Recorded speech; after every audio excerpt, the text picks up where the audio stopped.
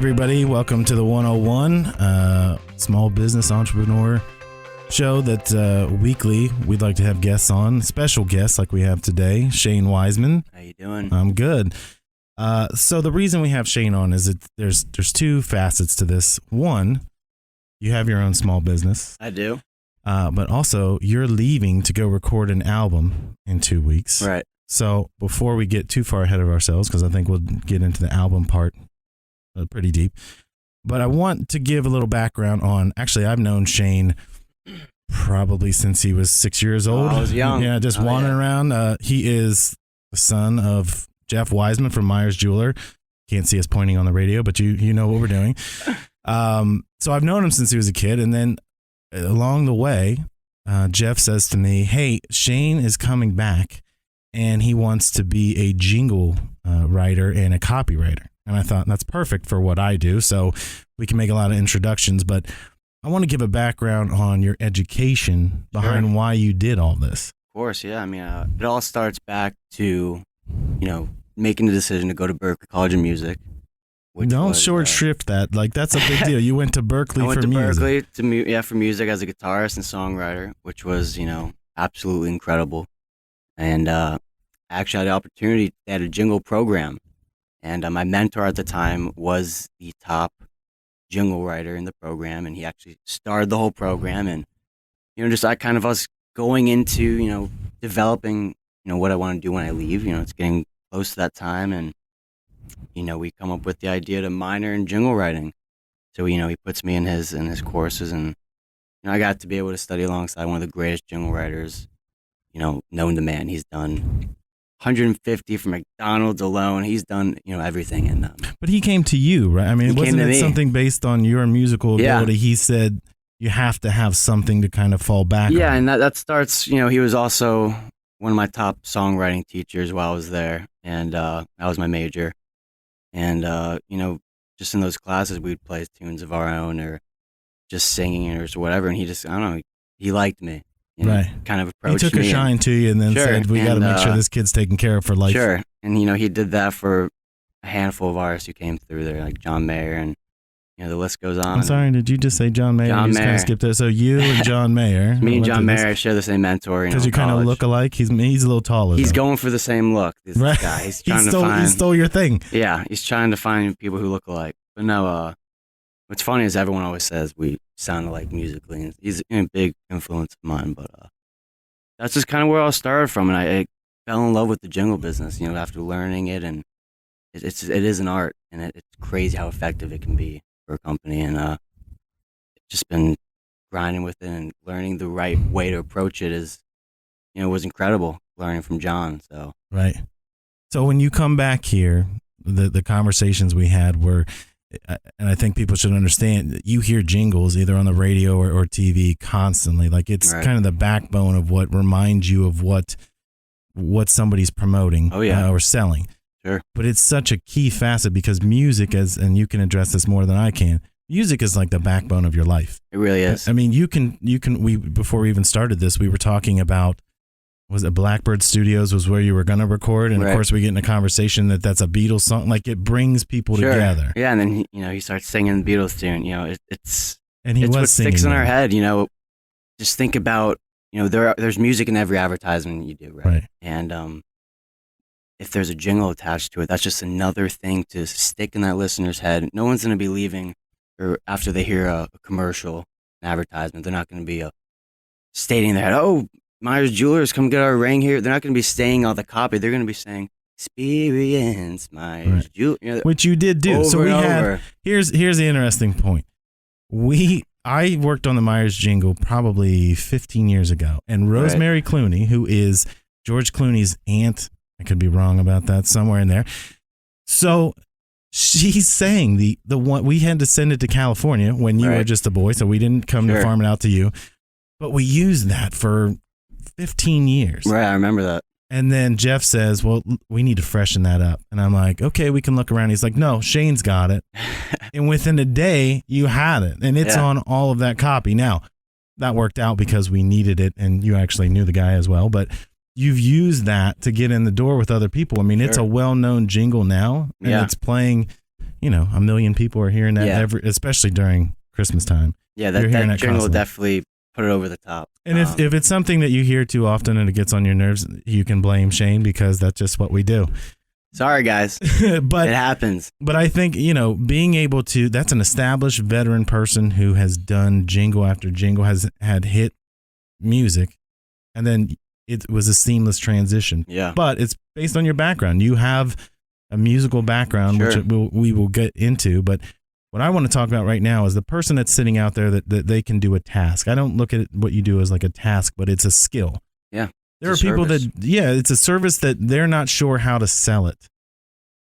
What was the approach you took to get people to come to you to do jingle work or copywriting, any of that? Well, it is all about the approach, and standing out is key. And being a songwriter and also producing, full song arrangements. And I learned this in school, but it kind of it made my jingle approach a little different and stood out a little differently than the other jingle writers. And people, I guess, recognize that. And there are two different approaches in making a jingle and making a song. The production is completely different. The mixing is different. Can I ask you something? I don't mean to cut you off, but so you're writing a song that has to have emotion and feeling behind it. You kind of have to do the same thing with a jingle. Oh, yeah. It has to be memorable. But how do you scale it back? How do you scale a 3 to 5 minute song that you would do on stage and make it 30 seconds? 30 seconds, right, yeah. and get a message across? Sure. Yeah. I mean, that melodic hook is going to be your big thing. Thinking of a melody that's going to fit that company, their position, their image. You take all that in consideration. Before I even think about what I'm going to do, I'm talking with the client, picking his brain, seeing what exactly they are about and what they want to be about. And before I even hang up the phone, I'll know what I'm going to do. But is that a it's just something confidence thing, or is that like you're just that's just in tuned me? In? I don't know. Yeah, it's just kind of in me, and I'll hit record and I'll watch the 30-second thing and just kind of know where I'm going. And just after making handfuls of jingles, you just kind of have a feel. The length just kind of falls into place, and cutting that down. But making the jingle itself, you listen to them and listen to their past work and just where they want to go and try to make it as unique as possible. Now, are you able to not criticize, but be critical of what they've done in the past? Like, do you listen to something you can, we always say there's no original idea, so you should steal it, but there's got to be something where you're changing a hook or a melody. Oh, yeah.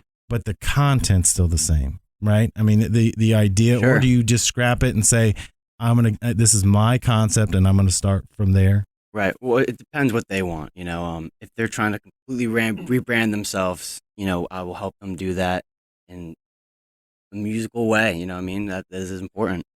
But at the same time, I'll look what they do in the past and just make it fresh, make it new, make it stand out from everyone else and their, all their competitors, and do the best job I can do. And so when that spot is done, the listener is humming along, still. Right. And they'll hopefully drive past and say, oh, there's Joe's Pizza, whatever. Joe's Pizza. They're just going to keep singing, and maybe they'll stop in there. It's just, It's crazy effective. And people really don't realize that enough. You're very passionate about the jingle part. I thought when we first discussed you coming back and doing this, I thought you'd be more passionate about music, and this was kind of be like, this would be your, I got to take out the trash in order to do the. You literally talk about commercials and jingles. Yeah. I mean, sort of the same way I do. Like, you're passionate about it. What is harder, writing an album or writing a jingle? Writing an album. Okay. That is not easy. I mean, my next album coming out, I've been writing that for about a year and a half now. Wow. So, yeah. How many songs did you write for this? I wrote 40 songs for that, and then I narrowed it down to 24, and then I just narrowed it down to 18, and then I'll pick the top 12. So when we start production, or when we go back into production, we're going to try to have 18 tracks done and pick our, top 12 that's going to portray that album the best, and hopefully it does well, But that's the kind of the process. You want to have a lot to choose from, and there could be a hit that I'm throwing away and will never get out there. But you want to have an album that connects and relates all to each other, and it's going to work together, and you got to have that to be able to choose from. Well, let's do this. We're up against a break right now. I want to come back because there's something we've talked about recently that I want to hit. You're listening to the 101. As a mom, I'm always looking for quick and easy solutions to those everyday problems. You know, like how do I get my kids to stop fighting? The ever popular sound of I'm bored, and then there's keeping them occupied in the car. Introducing the Bag O' Life, pre-made solutions for life's moments. There's the get-along bag, the boredom bag, the travel bag, and more. These bags bring everyone together and inspire fun. To learn more or to order, go to life.com. A bag for life's moments, a memory maker. Mark, it's our 40th year at Greenscapes. How do we get the word out about the premier design-build landscapes that Greenscapes creates? The radio? Radio? How can people see our premier landscapes that you design on radio? Our 24-hour showroom is available at greenscapes.net, where people can see what we create every day. Greenscapes.net. Hey, great idea, Mark. Greenscapes.net displays all of our projects and also gives you timely garden tips. Mark, as Central Ohio's premier landscape company, I think Greenscapes is going to have a fabulous 40th year. At Grandview Dental Care, they understand the anxiety you feel toward the dentist office. To help you overcome that fear, they offer safe and comfortable sedation options. They're one of the few Columbus dentists licensed to perform IV sedation. This advanced form of dentistry, called sedation dentistry, enables their doctors to completely treat you with a pain-free dental procedure. Don't fear the dentist. See and feel the difference at Grandview Dental Care. Call them today, 614-486-7378 or grandviewdentalcare.com. Hi, this is Marty Reed, and I'm the owner of Frog Hauling. We are Columbus's only green residential mini dumpster service. If you want to clean your garage, you want to clean your basement, or maybe clean your yard, give Frog Hauling a call, 258-3764. At Frog Haul, we also service contractors, and if only the best product will do for your customer, give Frog Hauling a call. Visit us at froghauling.com or call us at 614-258-3764. Hi, this is Jeff with Myers Jewelers. If you're in the market for a Tacori engagement ring and or wedding band, let Myers Jewelers be your one-stop Tacori destination. Myers Jewelers has the largest selection of both Tacori engagement and wedding bands in Central Ohio. We also are the exclusive Tacori dealer for the exquisite Royalty Collection. We also have a multi-million-dollar selection of certified loose diamonds in every shape, size, and quality as well. Come visit the family on Stringtown Road in Grove City and experience Myers Jewelers. I'm Dr. Buzz, DC, with Buckeye Physical Medicine and Rehab, Columbus's largest hormone replacement center. For the cost of a cup of coffee a day, you can completely reverse the effects of aging and the aches and pains of low T. Thousands of patients that suffer from low T have come to us to rejuvenate their youth. Buckeye Physical Medicine patients have enhanced their energy levels, rid themselves of inflammation, and feel years younger. Call Buckeye Physical Medicine and Rehab at 614-721-5698. That's 614-721-LOW-T. Or visit BuckeyePMR.com today. As a mom, I'm always looking for quick and easy solutions to those everyday problems. You know, like how do I get my kids to stop fighting? The ever popular sound of I'm bored, and then there's keeping them occupied in the car. Introducing the Bag O' Life, pre-made solutions for life's moments. There's the get-along bag, the boredom bag, the travel bag, and more. These bags bring everyone together and inspire fun. To learn more or to order, go to life.com. A bag for life's moments, a memory maker. Welcome back to the 101. My guest is Shane Wiseman. So I told you there was something I wanted to bring up, and I've already said this before, but no one actually has heard this other than us. So at your grandfather's, after he had passed, I was with all your brothers and your dad and your uncle, and your brother Justin comes up to me, and I forget what the conversation really started about, but it was just cool seeing all you boys together. And he said, yeah, my grandfather, and I don't, what's the word you guys used? Zadie. Yeah. He said he encouraged us either we had to go in the family business or we had to be entrepreneurs. Sure. Yeah. Now, all of your family are entrepreneurs. Like, they literally have almost no interest in taking over this empire of jewelry. Unfortunately, yeah. We just kind of all had our own little thing we wanted to do, and we wanted to have that same, baby that my Zadie got to have, Right. his jewelry store, and kind of have one for our as our own. And we had kind of took that and ran. doesn't mean we don't help out around the store. Right. I mean, you guys or are do still that. in there, and it's not Sure. that you don't care about. Like, it is a Yeah. family business. But what I found interesting was I didn't quite understand with all the boys. It was like everybody was heading their own direction. Yeah, it's weird. But when you guys all started, each one of you talked to me, like, because I had started my own business. So Sure. it was, I wanted to see you guys do well, but it's kind of like Ethan, you're going to make custom suits for people like Yeah. Jamie Foxx and Ezekiel Elliott. And I Right. thought, that's adorable that you're going to do that. And then you see pictures of him on the red carpet, and I'm thinking, okay, that's a 1 in a million. But now you're recording an album. Like, you guys are picking the things that are the hardest to do, and you have zero, what would I say? You don't have a net. So if you fail, you're going to fail by yourself. Uh-huh. You have a support system, but nobody's saying, you know what, we're going to throw $100,000 into this just to make sure that you can eat, right? Sure. So that's not happening. So that's the part that I admire about what you guys are doing, because it would have been easy just to follow in the family footsteps and we'll it's just wild. take over. And yet you guys are so against the grain. You want to get away from that. Yeah, it's pretty. It's definitely odd, and we're choosing, like you said, the hard industries to step foot in. But I mean, I think it's just us simply, having a talent or a goal and just not letting it go and just jumping with it, And thankfully, it's worked out so far for all of us, and we're just gonna keep running on it, keep staying on the train, until it stops. So. But wouldn't you say that has to do with your passion for what you do? Oh yeah. I mean, because you can't do this Can't every do this day. without that. We've talked when this first started.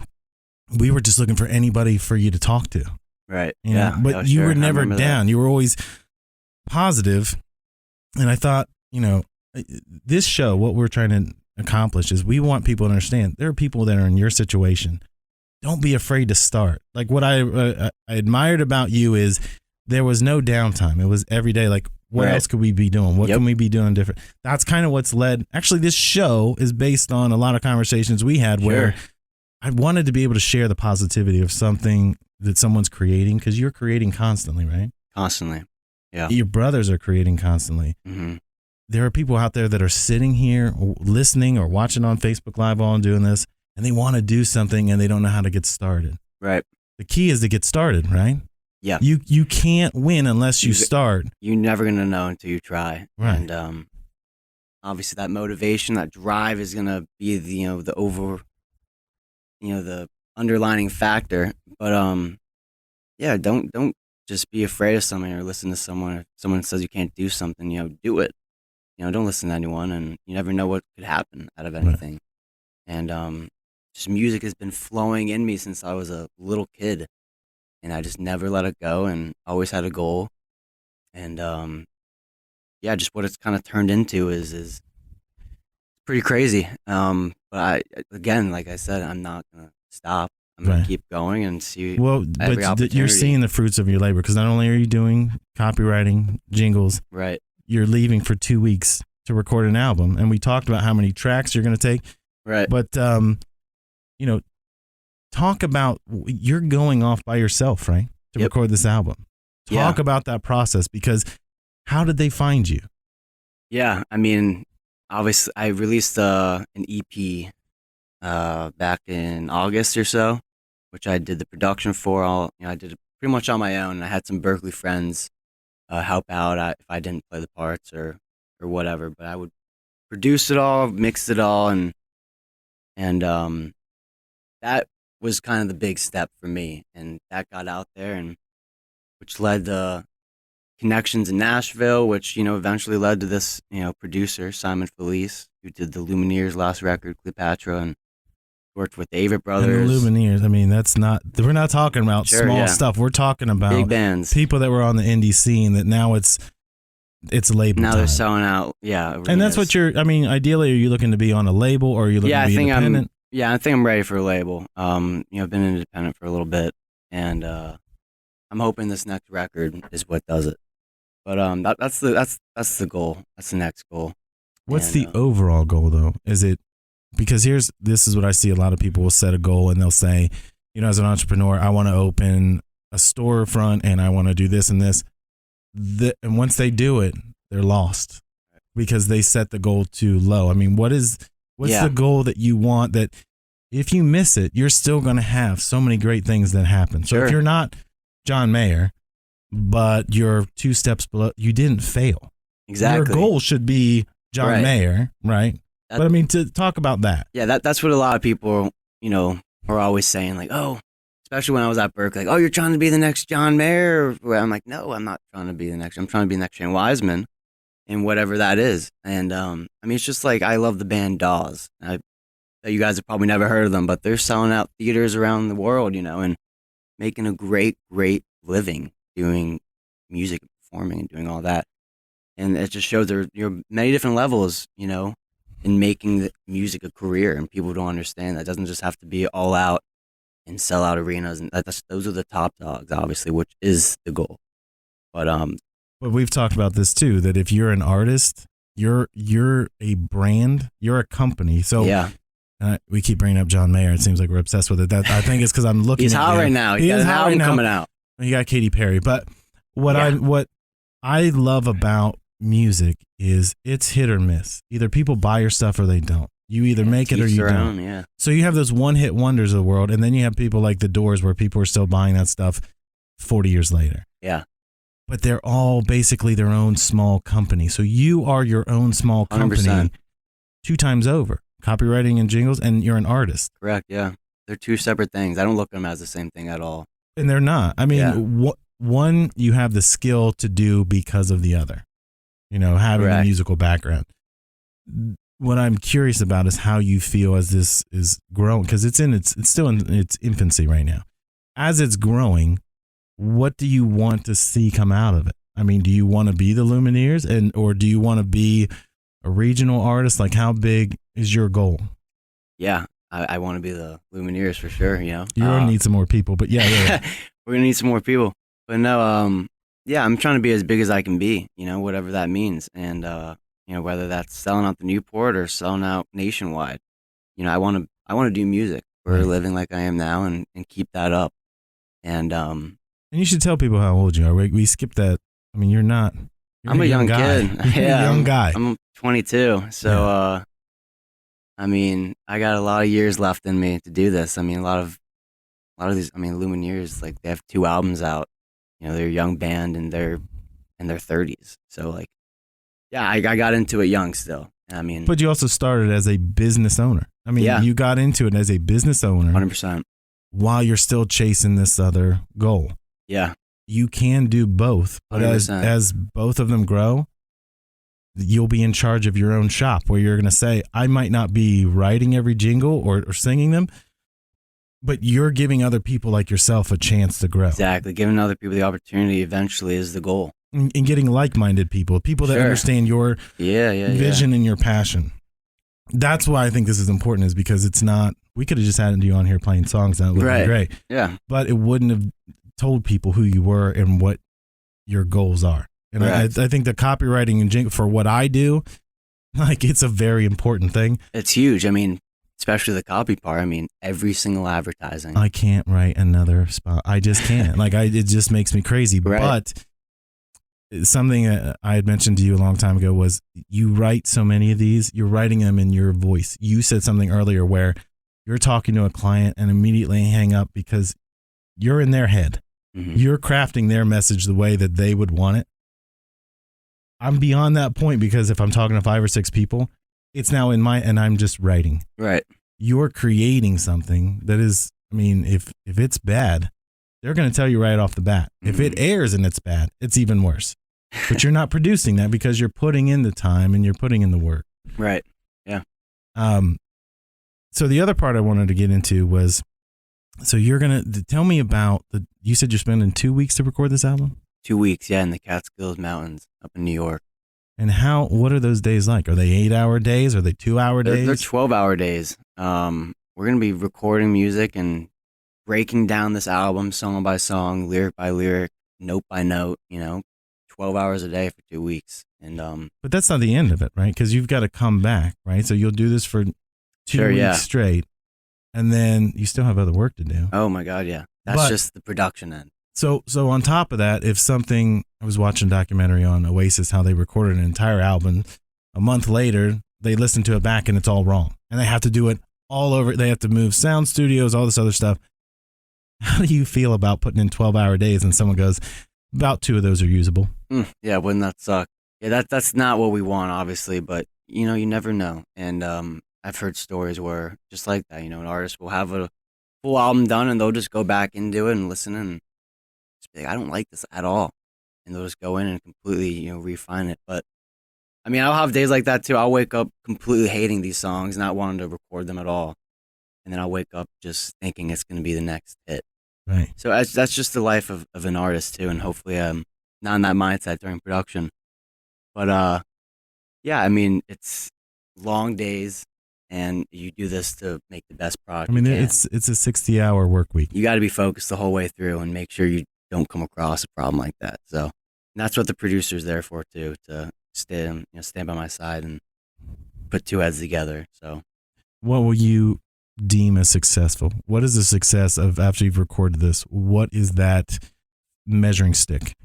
Yeah, getting in people's ears and let them sing it all day, you know, and we're going to help doing that by playing live a lot. I got a band and, we're great and we'll play a lot around Columbus for you guys. But, that's the goal, is ultimately just getting it out there, like every artist, and. Is that really the key? Because I've heard that before. Yeah. It is creating something and getting it into someone else's hands. And getting it out there. And that's through Spotify, social media, all that. And which you can find us on iTunes, Spotify, all that. And but playing live is also that key component. And that's why we do what we do, is to play live. That's the goal. That's why you're working it out. You're working out your material that way, right? Yeah. It's kind of like a stand-up gig. You're tossing out the jokes that don't work. Yeah, that kind of thing. And we also play the jokes that don't work live, but in a way that they do work, you know? You'll hear songs live that, are completely not on the album.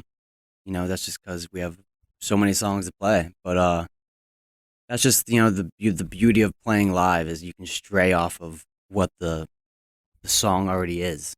And it's a whole new experience, and that's the payoff. Well, we're coming up against the end of the show, and I wish we're going to bring you back at some point because we didn't really get into as much stuff as I wanted to. Yeah. But if somebody wants to see your stuff, hear your stuff, where can they do that? Yeah. Well, Jingles, jinglewisecreative.com. Jinglewise, I like that. Jinglewise Creative, yep, WISE, not my name. But everything's on there. I got examples on there, all about us as a business, inquiries, whatever you want to do. And then, just my name on Spotify, iTunes, Shane Wiseman, WEISMAN. And just look forward to this album coming out in April. Well, when it is out, we're bringing you back because I want to hear the good and the bad of recording for 2 weeks straight. Yeah, there'll be a lot of stories. Stories. Well, thank you, Shane, for coming on today. And then everybody, check out Shane's stuff, both the jingles. We'd like you to look at the music more. We'll look at both of those, and we will see you next week on the 101. You've been listening to a Morris Media production.